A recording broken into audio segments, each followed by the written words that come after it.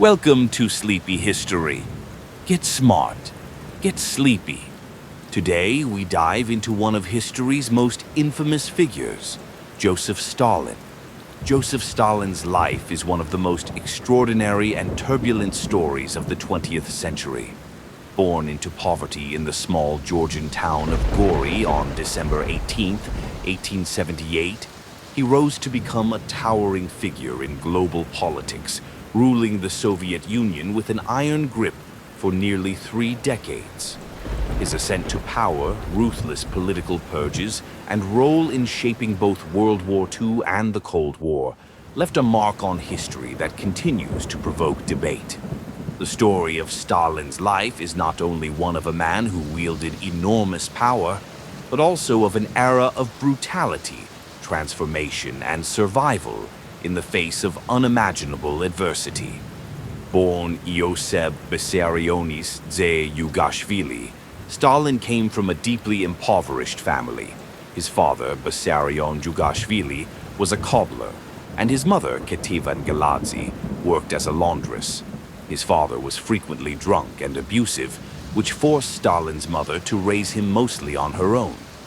Despite these harsh beginnings, Stalin's mother was determined to provide him with an education, hoping he would become a priest and find a better life. At the age of 16, Stalin entered the Orthodox seminary in Tbilisi, Georgia. However, during his studies, he became increasingly drawn to Marxist ideology, which was circulating among the students in underground groups. This interest in revolutionary politics soon overshadowed his religious studies. By 1899, Stalin had been expelled from the seminary, officially for missing exams, but more likely due to his involvement in revolutionary activities. His break from the church marked the beginning of a lifelong commitment to Marxism and the revolutionary cause.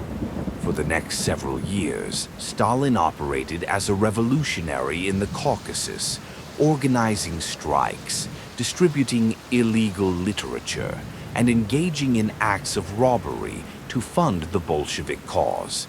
It was during this time that he adopted the name Stalin, meaning man of steel, a name that reflected his growing reputation for toughness and cunning. His early years were marked by a series of arrests, imprisonments, and escapes, but his loyalty to the Bolshevik Party and its leader, Vladimir Lenin, never wavered. The Russian Revolution of 1917 was a turning point for Stalin and the world. The overthrow of the Romanov dynasty in the February Revolution, followed by the Bolshevik seizure of power in the October Revolution, presented Stalin with an opportunity to rise within the ranks of the new Soviet government. Lenin, impressed by Stalin's organizational skills and loyalty, appointed him to key positions within the party. Stalin's first major role was as Commissar for Nationalities, a critical position in a multi-ethnic empire like the Soviet Union, where national tensions threatened to undermine the revolution. However, Stalin's most significant appointment came in 1922, when he was made General Secretary of the Communist Party. Initially seen as a relatively unimportant bureaucratic position, Stalin recognized its potential and used it to build a network of loyalists within the party. While Lenin increasingly focused on ideological battles and state governance, Stalin quietly consolidated power behind the scenes, appointing allies to key positions and marginalizing those who opposed him. When Lenin died in 1924, a power struggle erupted within the Soviet leadership. Stalin's chief rival was Leon Trotsky, a charismatic and intellectual leader who had been instrumental in organizing the Red Army during the Russian Civil War. Trotsky was widely seen as the natural successor to Lenin, but Stalin, with his shrewd political instincts, outmaneuvered him. Stalin formed alliances with other Bolshevik leaders, such as Grigory Zinoviev and Lev Kamenev, and together they isolated Trotsky, accusing him of deviating from Leninist principles. By 1927, Trotsky had been exiled, and Stalin stood unchallenged at the top of the Soviet hierarchy. Once Stalin had secured power, he embarked on an ambitious plan to transform the Soviet Union into a modern industrial state. He believed that rapid industrialization was essential not only for the USSR's future, but for its very survival in a hostile world. Stalin launched the first of his 5-year plans in 1928, which aimed to turn the Soviet Union into a global industrial powerhouse. Under this plan, the state took control of all aspects of economic life, directing resources toward the development of heavy industry, steel production, coal mining, and infrastructure projects like railroads and factories. While Stalin's industrialization drive did achieve remarkable results, it came at an immense human cost. Millions of workers were forced to labor under brutal conditions, often without adequate food or shelter. Quotas were ruthlessly enforced, and failure to meet them could result in imprisonment or execution. The state imposed strict discipline, and dissent was crushed. At the same time, Stalin initiated the collectivization of agriculture, which sought to bring all privately owned farms under state control. He believed that this would increase agricultural efficiency and free up labor for the cities. But the policy was disastrous. Many peasants, particularly in Ukraine, resisted collectivization by slaughtering their livestock and destroying crops. In response, Stalin unleashed a wave of repression, using the secret police to arrest and deport millions of peasants to Siberia or the infamous gulags. The result was widespread famine, particularly in Ukraine, where millions starved to death in what is now known as the Holodomor. As Stalin's power grew, so did his paranoia. In the mid-1930s, he began a campaign of political repression known as the Great Purge, aimed at eliminating any potential rivals or threats to his rule. The purge reached its height between 1936 and 1938, during which time hundreds of thousands of people were arrested, tortured, and executed on charges of treason, espionage, or counter-revolutionary activities. Many of the victims were high-ranking members of the Communist Party, military officers, and intellectuals who had once been close to Stalin. The purge extended far beyond the party elites. Ordinary citizens lived in constant fear of being denounced as enemies of the state. Neighbors, co-workers, and even family members could betray each other in a desperate attempt to prove their loyalty to Stalin. Those arrested were often subjected to brutal interrogations and forced to confess to crimes they had not committed. Show trials were held to publicly humiliate and condemn Stalin's enemies, many of whom were executed or sent to the Gulag. Stalin's purges not only destroyed the lives of millions of innocent people, they also crippled the Soviet military just as Europe was heading toward war. Many of the Red Army's top generals and officers were purged, leaving the Soviet Union vulnerable when Hitler's Germany launched its surprise invasion in 1941. World War II was a defining moment for Stalin and the Soviet Union. In 1939, Stalin had sought to avoid war by signing the Molotov-Ribbentrop Pact, a non-aggression treaty with Nazi Germany. The pact included a secret protocol that divided Eastern Europe into German and Soviet spheres of influence. This allowed Stalin to annex parts of Poland, the Baltic states, and other territories without interference from Germany. However, in June 1941, Hitler betrayed Stalin and launched Operation Barbarossa, the largest invasion in history, against the Soviet Union. The initial phase of the war was catastrophic for the Soviets. Stalin had ignored warnings of the impending invasion and was unprepared for the scale and ferocity of the German attack. Millions of Soviet soldiers were captured, and large swathes of the country fell under Nazi occupation. Yet, despite these early defeats, Stalin quickly regained his footing. He rallied the Soviet people, calling for total war and invoking Russian nationalism alongside communist ideals.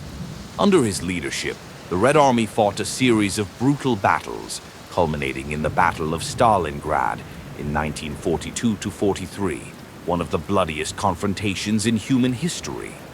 The Soviet victory at Stalingrad marked the turning point in the war.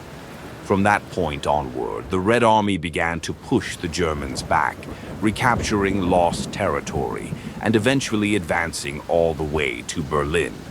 By 1945, Stalin had not only secured his position as the leader of the Soviet Union, but he had also emerged as one of the most powerful figures in global politics.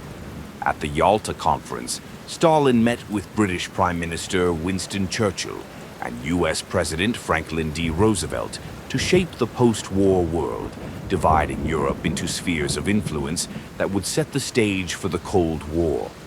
After World War II, Stalin's paranoia and ruthlessness showed no sign of abating.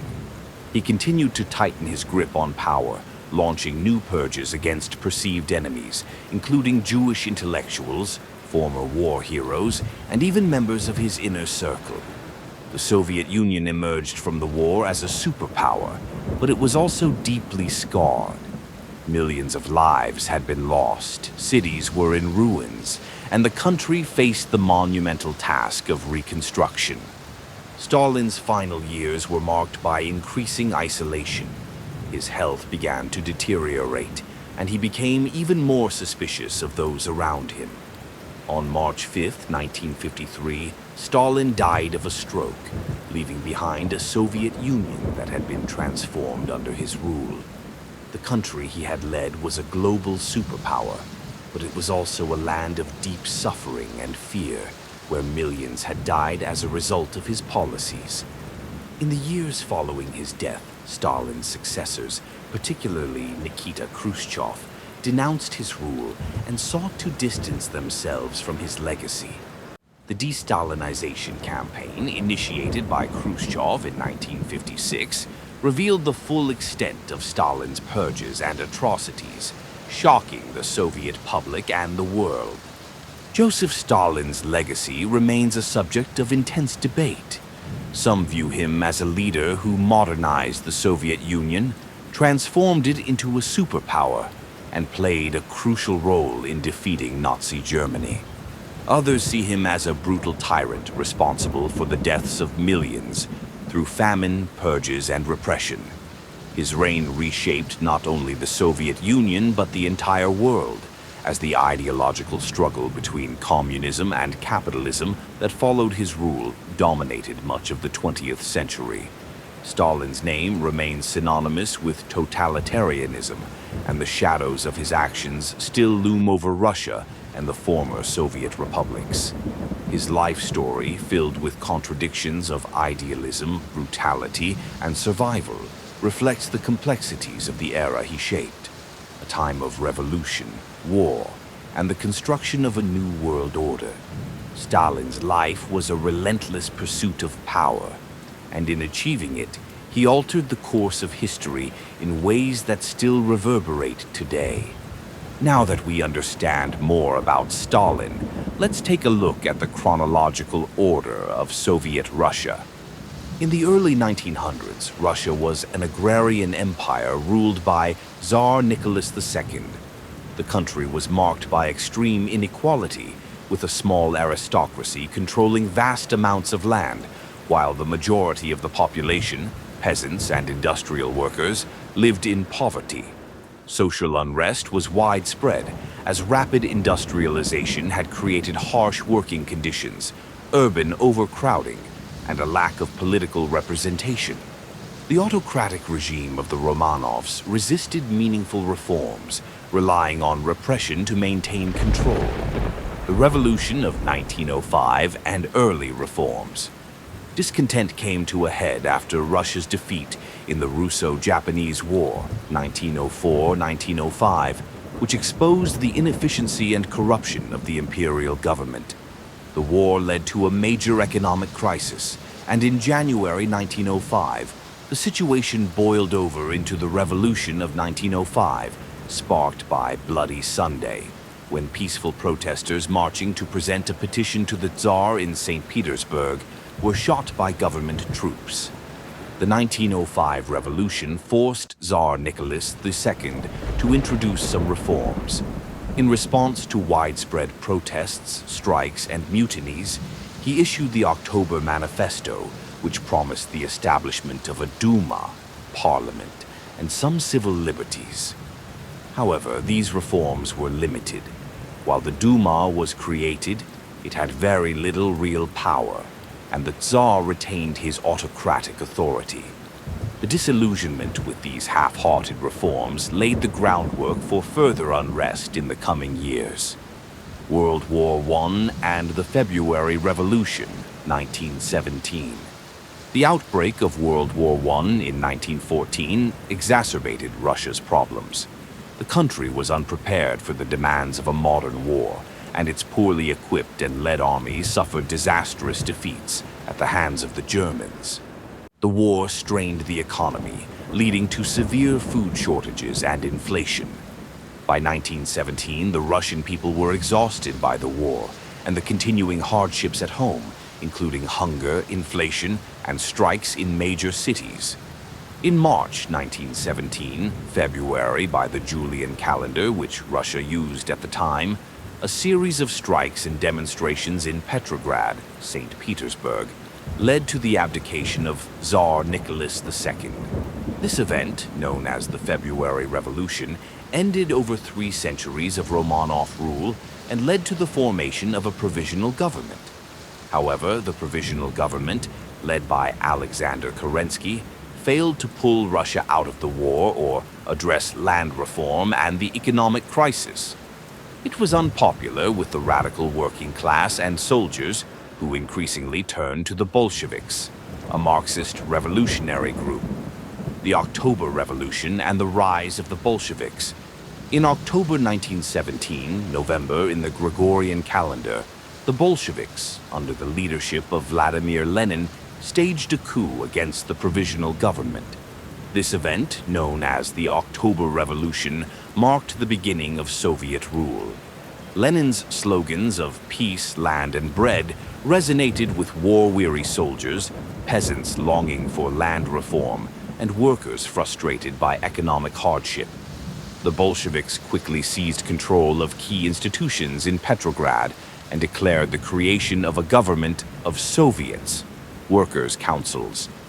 Once in power, the Bolsheviks moved swiftly to consolidate their control.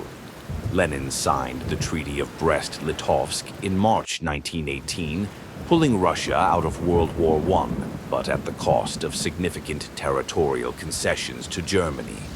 These included large swaths of land in Eastern Europe, such as Ukraine, Poland, and the Baltic states. Despite the unpopularity of the treaty, the Bolsheviks promised to end the war, won them support. The Russian Civil War, 1917-1922. Following the October Revolution, Russia was plunged into a bloody civil war between the Red Army, led by the Bolsheviks, and the White Army, composed of monarchists, liberals, and other anti-Bolshevik groups. The Civil War lasted from 1917 to 1922 and was marked by extreme brutality on both sides. Foreign powers, including Britain, France, the United States, and Japan, intervened, supporting the Whites. They were ultimately unsuccessful. The Red Army, led by military commander Leon Trotsky, proved victorious, partly due to its superior organization and the lack of unity among the whites. The Bolsheviks used a policy of war communism, which involved the nationalization of industry and the requisitioning of grain from peasants to feed the cities and the army. This policy, while essential for winning the war, caused widespread famine and discontent, especially in rural areas. Formation of the Soviet Union, 1922. In 1922, after the Reds' victory in the Civil War, the Union of Soviet Socialist Republics, USSR, was officially established. It united Russia with other former territories of the Russian Empire, including Ukraine, Belarus, and the Transcaucasian republics, Armenia, Georgia, and Azerbaijan.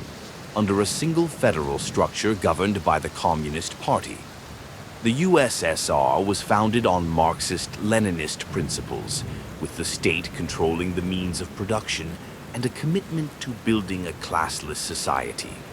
Initially, Lenin introduced the new economic policy, ANEP, in 1921 to stabilize the country after the destruction of the Civil War. The NEP allowed some degree of private enterprise, particularly in agriculture and small businesses, in an effort to revive the economy and alleviate peasant unrest. While it led to a period of relative recovery, it was seen by many Bolsheviks as a temporary compromise with capitalism. Stalin's rise to power and the transformation of Soviet Russia. After Lenin's death in 1924, a power struggle ensued within the Communist Party between Leon Trotsky and Joseph Stalin. Stalin, through his role as General Secretary, gradually consolidated power by manipulating party politics and forming alliances within the party.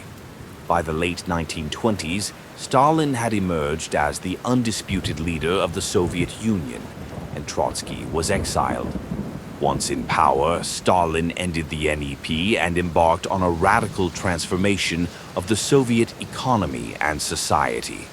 His 5-year plans, introduced in 1928, focused on rapid industrialization and the collectivization of agriculture. The state seized control of farms, creating large collective farms, kolkhozes, where peasants were forced to work.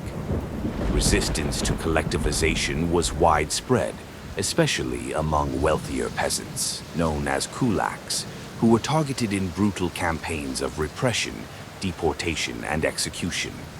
Stalin's policies led to significant economic growth, particularly in heavy industry, turning the Soviet Union into a global industrial power by the 1930s. However, they also had devastating human costs.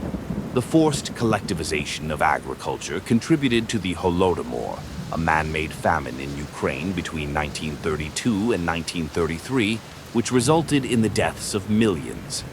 The Great Terror and totalitarianism.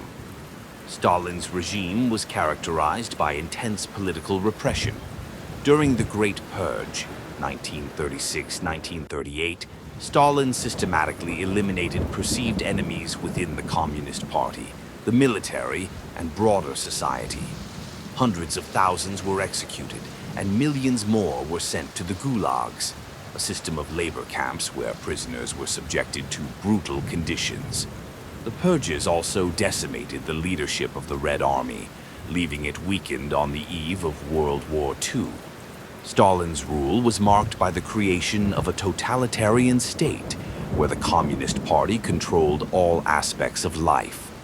The state used propaganda, censorship, and the secret police, NKVD, to maintain control over the population.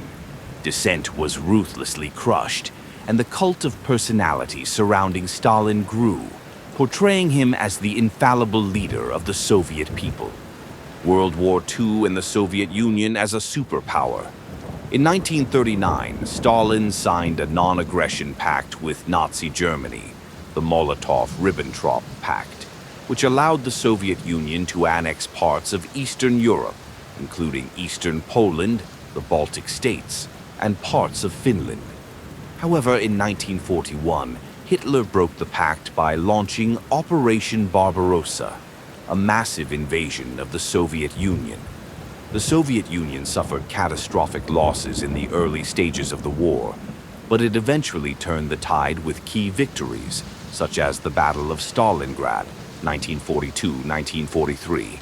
By the end of World War II in 1945, the USSR had emerged as one of the world's 2 superpowers, along with the United States, having played a decisive role in the defeat of Nazi Germany. In the post-war era, the USSR expanded its influence over Eastern Europe, establishing communist regimes in countries like Poland, East Germany, Czechoslovakia, and Hungary. This period marked the beginning of the Cold War, a global ideological struggle between the capitalist West, led by the United States, and the Communist East, led by the Soviet Union. Conclusion. The first half of the 20th century was a transformative period for Soviet Russia. The transition from the autocratic rule of the Tsars to the establishment of a socialist state under the Bolsheviks fundamentally altered the course of Russian history. Under Stalin's leadership, the Soviet Union became an industrial and military superpower, but at great human cost.